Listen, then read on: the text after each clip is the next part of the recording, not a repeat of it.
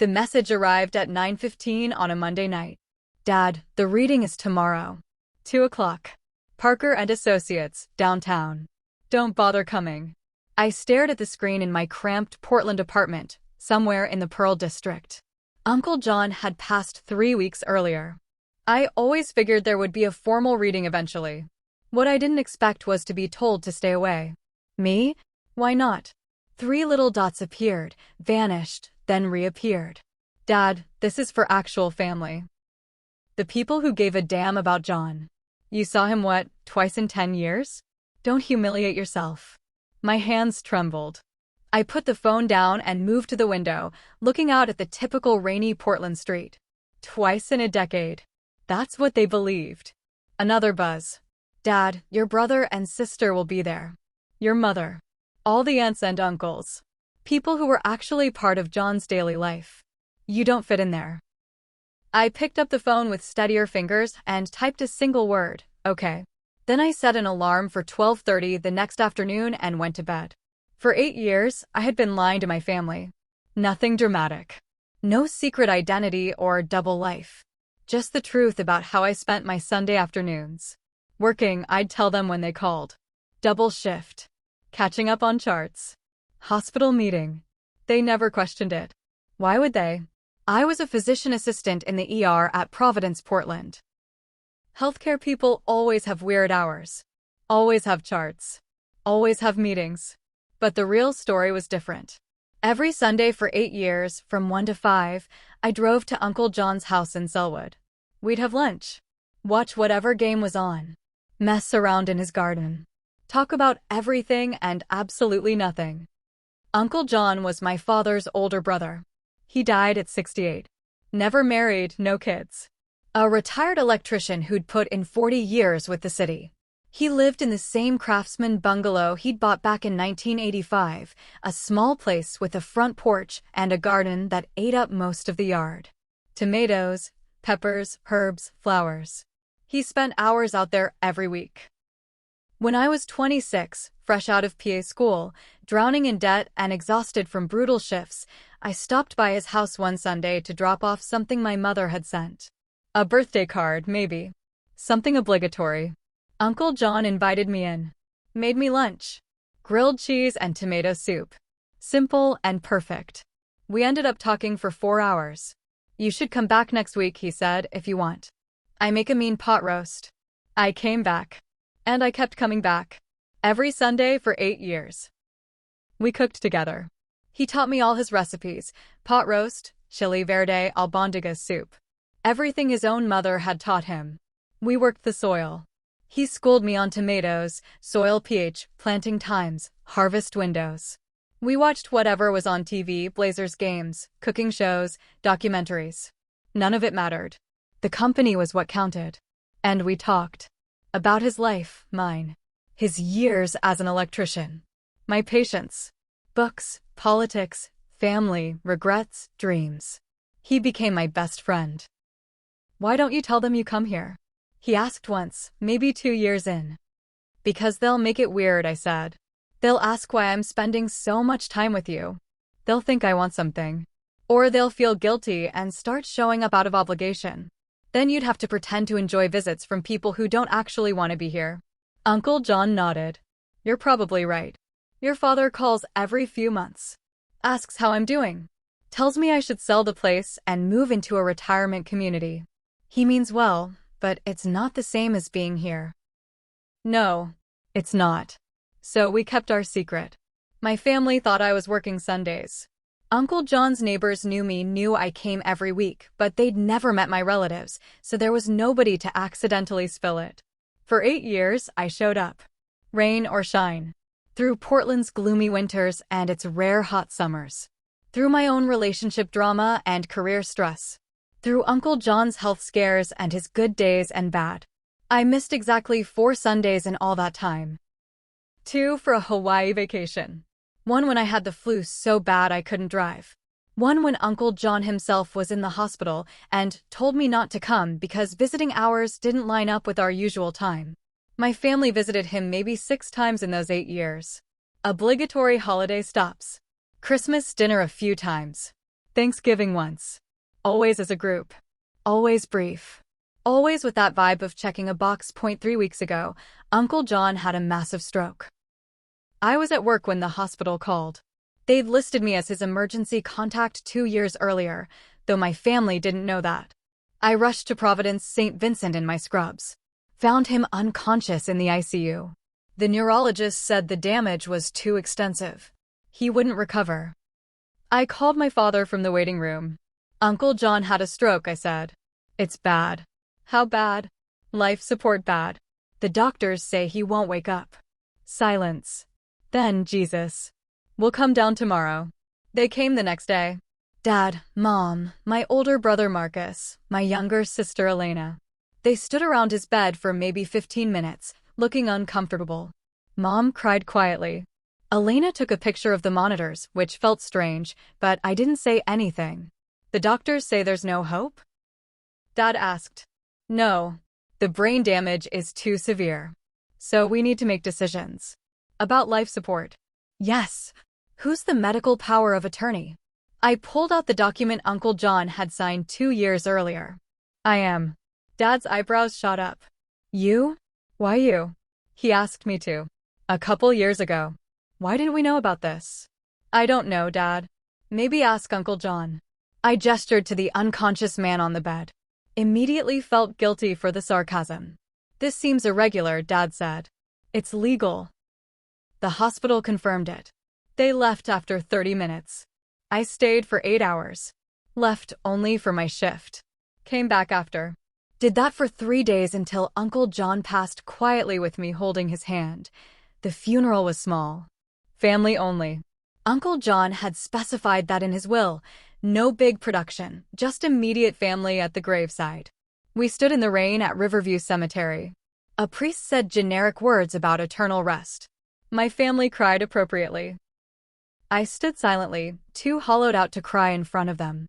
Afterward at my parents' house in Lake Oswego, everyone gathered. Sandwiches and coffee and quiet talk. Did John have much? Uncle Robert asked. He was Dad's younger brother, a real estate agent in Beaverton. Much what? Dad replied. Money. Assets. That house in Selwood has to be worth $600,000 at least. Plus his pension and savings. I don't know, Dad said. His lawyer called. Said there's a will reading next week. Who's the executor? His attorney. Some guy named William Parker. My Aunt Linda chimed in. John lived simply. He probably left it all to you, David. You're the closest family. Maybe, Dad said. We'll see. Nobody asked me anything. Nobody mentioned that I'd been listed as medical power of attorney. Nobody seemed curious about why. I left early, claiming a shift at the hospital. That was 2 weeks ago. Now at 12:30 on Tuesday, my alarm went off. I put on my only decent suit, charcoal gray, worn for job interviews and the rare court appearance for patient cases, and drove downtown to the address Dad had texted. Parker and Associates occupied the 10th floor of a building near Pioneer Courthouse Square. Marble lobby, mahogany doors. The kind of place that screamed expensive legal services. I checked in with the receptionist at 1:50. Sophia Martinez for the John Martinez estate reading. She checked her computer. Yes, Ms. Martinez. Conference room B, down the hall, last door on the left. You're a few minutes early. I walked down the hallway, my heart pounding. Maybe Dad was right. Maybe I didn't belong here. Uncle John had probably left everything to his brothers, as was proper. I was just a niece. The medical power of attorney thing was probably just convenience, because I was in healthcare and could understand the terminology. I reached conference room B, took a deep breath and opened the door. Dad was already there, sitting at a large table with Mom. Marcus and Elena sat across from them. Uncle Robert and Aunt Linda. A few cousins I barely knew. And at the head of the table, a man in his 60s with white hair and a kind face. He looked up when I entered. Dad saw me and his face flushed red. What are you doing here? Attending the will reading, I said quietly. I told you not to come. This is for family. I am family. You know what I mean. People who were actually in John's life. You visited him twice in 10 years, Sophia. David, the lawyer said calmly, Ms. Martinez is named in the will. She's required to attend. Dad's expression shifted from anger to confusion. Named? For what? A token amount? Please, everyone take a seat, the lawyer said. I'm William Parker, John's estate attorney. We'll begin in just a moment. I sat in the only empty chair at the far end of the table from my family. Elena stared at me. Marcus looked uncomfortable. Mom whispered something to Dad. Mr. Parker arranged his papers. First, let me express my condolences. John was a wonderful man. I had the privilege of knowing him for over 15 years. Dad nodded. Thank you. Before we begin, Mr. Parker continued, I need to clarify a few things. This will was executed 2 years ago in September of 2022. John was of completely sound mind, documented by his physician. The will was witnessed by 2 unrelated parties and notarized. It is legally binding and irrevocable. Of course, Dad said. John also left specific instructions that I read the entire will without interruption, then answer questions afterward. I ask that everyone respect that request. We all nodded. Mr. Parker opened the document. The last will and testament of John Anthony Martinez, executed September 15, 2022. He read through the legal preliminaries, sound mind, superseding previous wills, executor designation. Then he reached the bequests. To my brother David Martinez, I leave the sum of $10,000. Silence. Dad's face went pale. To my brother Robert Martinez, I leave the sum of $10,000. Uncle Robert's mouth opened slightly. To my sister-in-law Patricia Martinez, wife of David, I leave the sum of $5,000. Mom gripped Dad's hand. To my niece Elena Martinez, I leave the sum of $5,000. Elena made a small sound. To my nephew Marcus Martinez, I leave the sum of $5,000. Marcus stared at the table. The entirety of my remaining estate, Mr. Parker continued, his voice steady, including my residence at 4156 Southeast Spokane Street, all bank accounts, investment accounts, retirement accounts, personal property, and any other assets not specifically mentioned above, I leave to my niece Sophia Elena Martinez. The room exploded. What? Dad half stood. That's impossible. Uncle Robert shouted. Elena burst into tears. Mr. Parker raised his hand. Please, let me finish. The estate has been valued at approximately $2.8 million, he continued calmly. This includes the Selwood residence valued at $650,000, investment and retirement accounts totaling $1.9 million, savings and checking accounts of $200,000, and personal property including a 2018 Toyota Tacoma and household items valued at roughly $50,000. $2.8 million, Dad said, his voice hollow. To Sophia? Yes.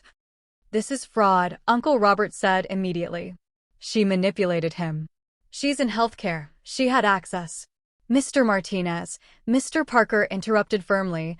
I must warn you that accusations like that without evidence could expose you to serious legal liability. But she barely knew him. Dad turned to me. You visited him twice, maybe 3 times. Actually, Mr. Parker said, that's not accurate. Which brings me to the letter John left to be read at this time. He pulled out an envelope. My hands were shaking so badly I had to grip them together in my lap. Mr. Parker opened the letter and began reading in Uncle John's voice, practical, warm, direct. To my family, I know this decision will confuse and anger some of you. So I'm going to explain it clearly. For the last 8 years, Sophia has come to my house every single Sunday from 1 to 5. She never missed except for 4 Sundays. 2 when she was on vacation in Hawaii, 1 when she had the flu, and 1 when I was in the hospital. She came in the rain. She came in the heat. She came when she was exhausted from 12-hour ER shifts. She came when she had her own problems. She came because she wanted to. We'd have lunch together. She learned all my recipes. We'd work in the garden. Those tomatoes you all complimented at Christmas dinner? Sophia planted and tended most of them. We'd watch games together. The Blazers, the Timbers, whatever was on. We talked. Really talked. About my childhood in Santa Fe, which none of you ever asked about. Her patience and the challenges of emergency medicine. Politics, books, cooking, life, death, regrets, dreams. She knew me. She really knew me. David, you're my brother and I love you. But you called me every 3 or 4 months. You asked how I was doing, but you didn't wait for a real answer. You told me I should sell my house and move into a retirement community, even though I told you I loved my house. You visited maybe once a year for a holiday dinner where you stayed 2 hours and left. Robert, same, except you called less often and your visits were shorter. To all of you, I don't fault you for living your lives. You had careers, families, responsibilities. I understand. But Sophia made time. 4 hours every week. That's 208 hours per year. Over 8 years, that's 1,664 hours. Almost 70 full days of her life. She did this while working 50 to 60-hour weeks in the ER, while paying off student loans, while building her career, while having her own life to live. She did it because she loved me, not because she expected anything, but because she saw me as a person worth spending time with. When I was diagnosed with atrial fibrillation 3 years ago, Sophia took me to every cardiology appointment. She helped me understand my medications. She made sure I took them correctly. She called me every morning to check that I'd taken my blood thinner. When I had a cancer scare 2 years ago, she held my hand through the biopsy, sat with me while we waited for results, celebrated when it came back benign. None of you knew about any of this because you didn't ask. You didn't know I had AFib. You didn't know about the cancer scare. You didn't know Sophia came every Sunday. You didn't know because you weren't paying attention. Sophia asked me once why I didn't tell you all that she visited. I told her you'd either feel guilty and start visiting out of obligation, which I didn't want, or you'd be weird about it and accuse her of wanting my money. Looks like I was right about that second part. Here's the thing, Sophia didn't know about my money, not specifically. She knew I owned my house. She knew I had a pension. But we never discussed my investments or savings. I made sure of that. When I asked her to be my medical power of attorney 2 years ago, she tried to refuse, said it should be David as my closest living relative. I insisted. I wanted someone who would actually understand what the doctor said and make decisions based on what I wanted, not what was convenient. She did that perfectly. When I had the stroke, she stayed with me. The nurses told me later, well, they told my lawyer, since I was unconscious. That Sophia spent almost 72 straight hours at the hospital, leaving only for her work shifts. She held my hand. She talked to me even though I couldn't respond. She advocated for my comfort. David, you visited for 30 minutes. You asked about legal paperwork and who would make decisions, then you left. I'm not telling you this to hurt you. I'm telling you so you understand. Sophia earned this inheritance through 8 years of showing up, through 1,664 hours of choosing to spend time with me, through caring about me as a person, not as an obligation or a future source of money.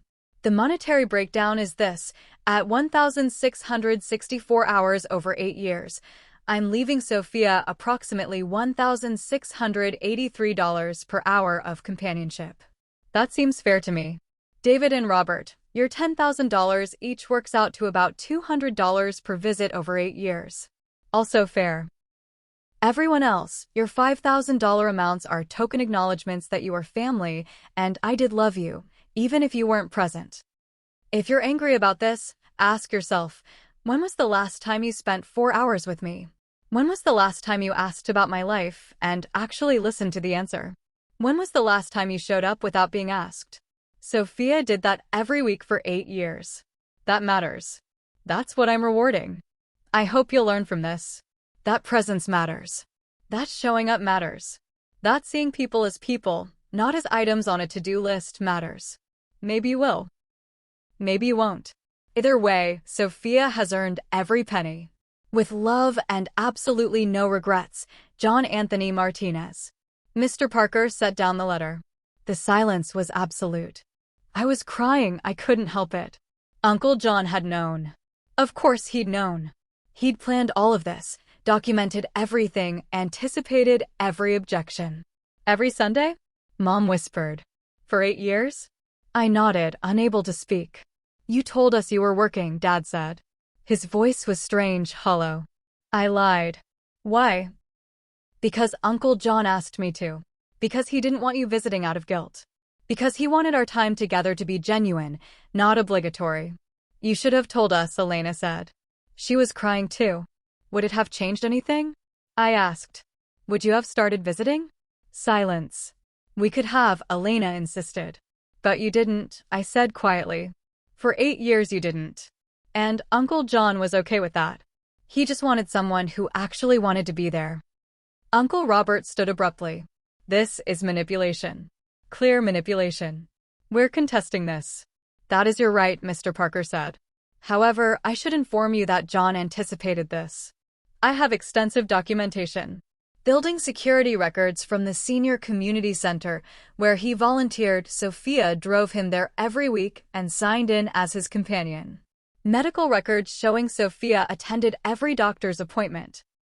Testimony from neighbors who saw Sophia's car at John's house every Sunday for years. Phone records showing daily morning calls from Sophia to John to check on his medications. He pulled out a folder at least 2 inches thick. John documented everything. He wanted to ensure there could be no successful contest. Any attempt will be expensive, and in my professional opinion, it will fail. How expensive? Dad asked quietly. Legal fees for a contest typically run $25,000 to $50,000. And if you lose, which you will, the judge may order you to pay Sophia's legal fees as well. You'd be looking at potentially $75,000 to $100,000 in total costs. Uncle Robert sat back down, his face red. This is unbelievable, Marcus said. He was looking at me. You really visited him every week? Yes. And we didn't know? No. Because he asked you not to tell us? Yes. Marcus ran his hands through his hair. Jesus. We really were that oblivious. You were busy with your own lives, I said. I don't fault you for that.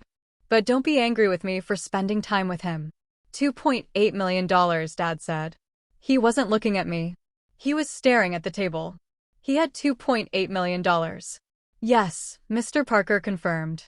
And he left almost all of it to Sophia. Yes. Minus the specific bequests to you and your family, which total $45,000. Because she visited him on Sundays. Because she was present in his life, Mr. Parker corrected gently. There's a difference. Dad stood up. I need air. He walked out. Mom followed. Uncle Robert and Aunt Linda exchanged glances and left too. My cousins filed out quietly. Elena hesitated at the door. I don't know whether to be mad at you or proud of you, she said. You can be both, I replied. She left. Marcus stayed. I'm not going to contest it, he said. For what it's worth. Okay. I mean, I'm shocked. And yeah, part of me is jealous. $2.8 million is life-changing money. I know. But you earned it. He shook his head. Every Sunday for 8 years. I can't even commit to going to the gym twice a week. You showed up for Uncle John every single week. I wanted to. That's what makes it real. He stood up. I hope Dad comes around. He's hurt right now. Feeling guilty, probably. That's why he's angry. I know. Give him time.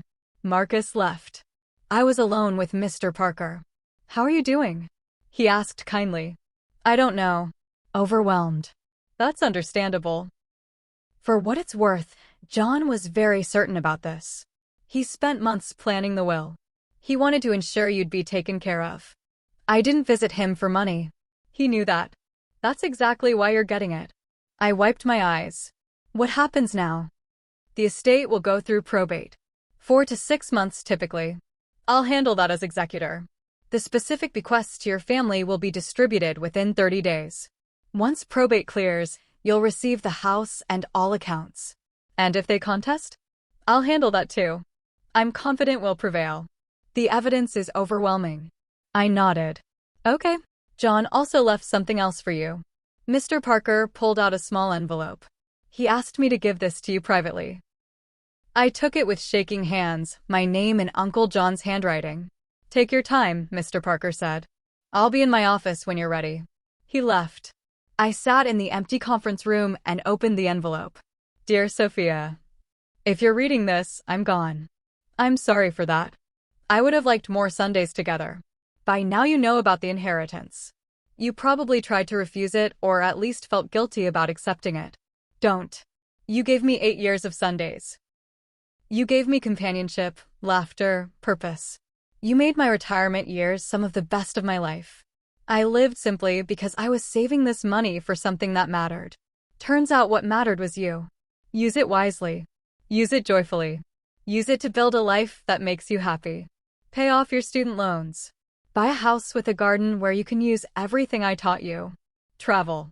Take risks. Live fully. Don't let your family's reaction make you feel guilty. You earn this through presence and love. That's the most valuable currency there is. Thank you for every Sunday. Thank you for every conversation. Thank you for seeing me as a person, not as an old man marking time. You made my life better. I hope this money makes yours better too. With all my love. Uncle John. P.S. The Tacoma is yours too. I know you've been driving that beat-up Civic for years. The truck is paid off, well-maintained, and has a great sound system for singing along to whatever bad music you kids listen to these days. I sat in that conference room and sobbed. The next 3 weeks were brutal. My phone blew up with messages from extended family, cousins I hadn't spoken to in years demanding I do the right thing and split the inheritance. Aunt Linda called me a manipulator. Uncle Robert threatened legal action daily. Dad didn't speak to me at all. Mom called once. How could you keep this secret for 8 years? She asked. Uncle John asked me to. You should have told us. We could have visited too. Would you have? Really? Silence. I'm not giving back the money, Mom.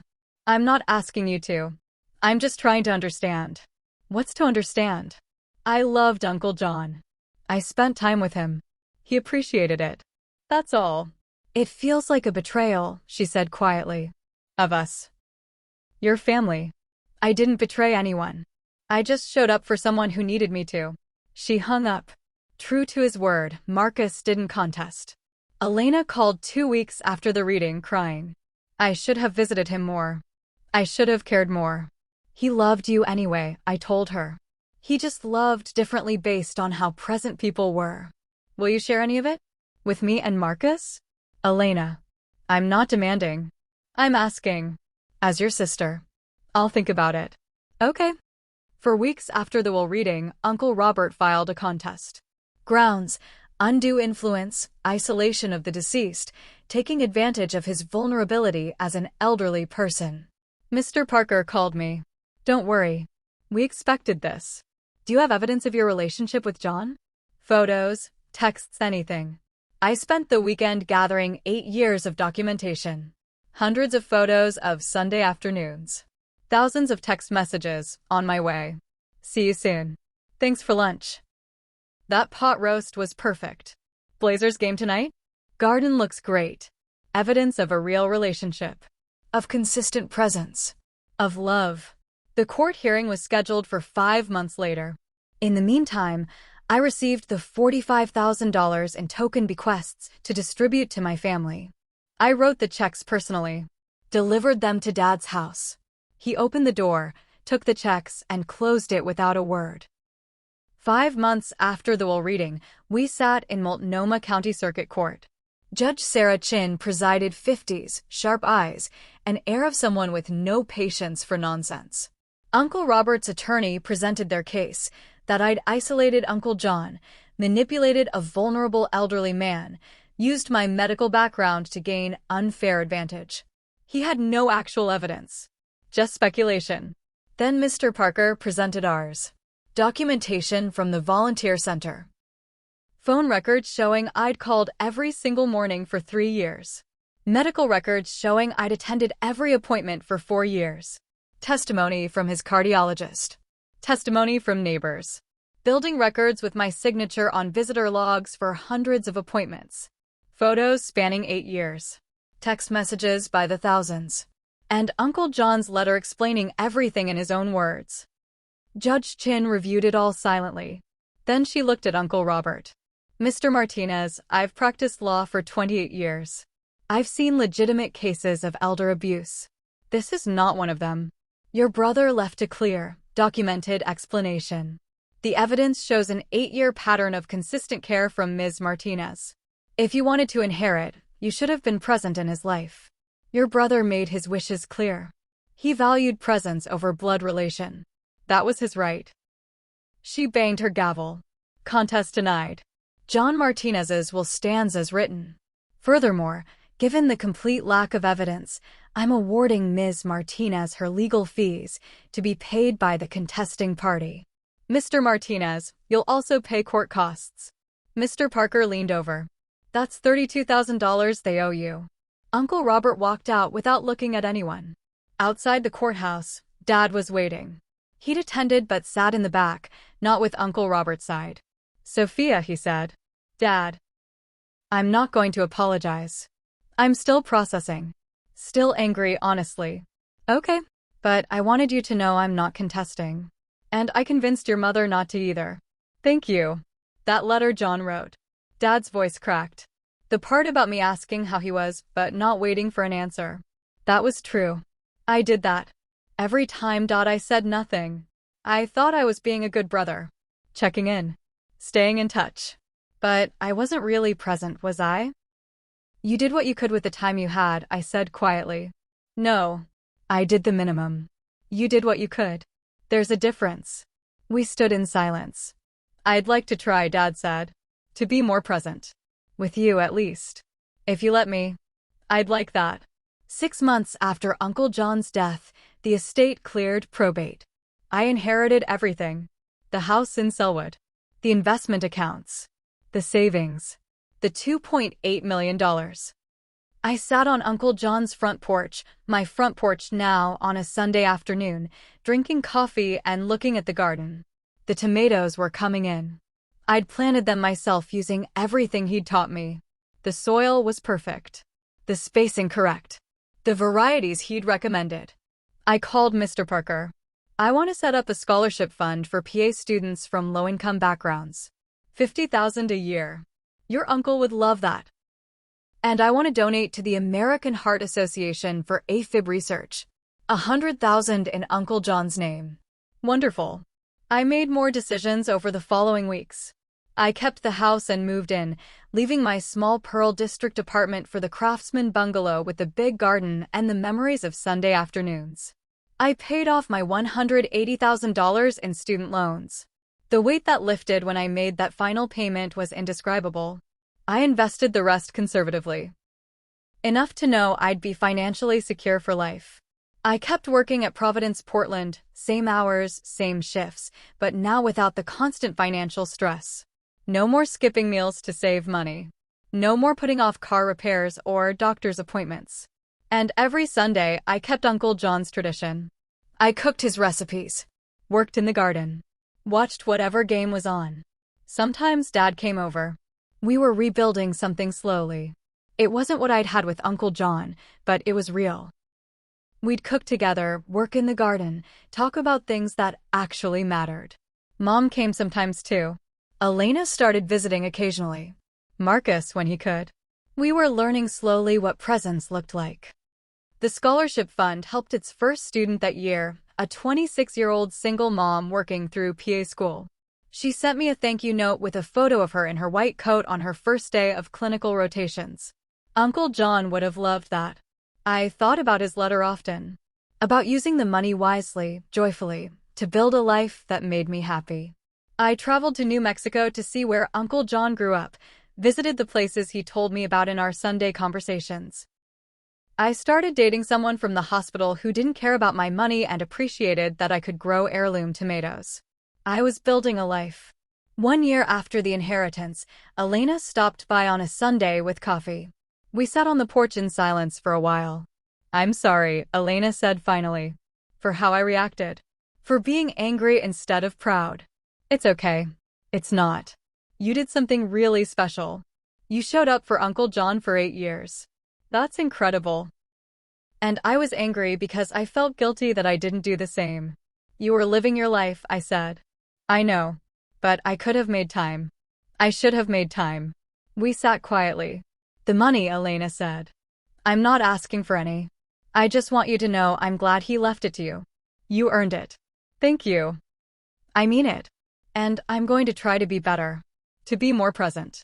For you, for Mom and Dad, for the people who matter. That's all Uncle John wanted, I said. For people to learn to show up. 2 years after Uncle John's death, I sat on the porch on a Sunday afternoon. The tomatoes were perfect this year. The peppers were coming in strong.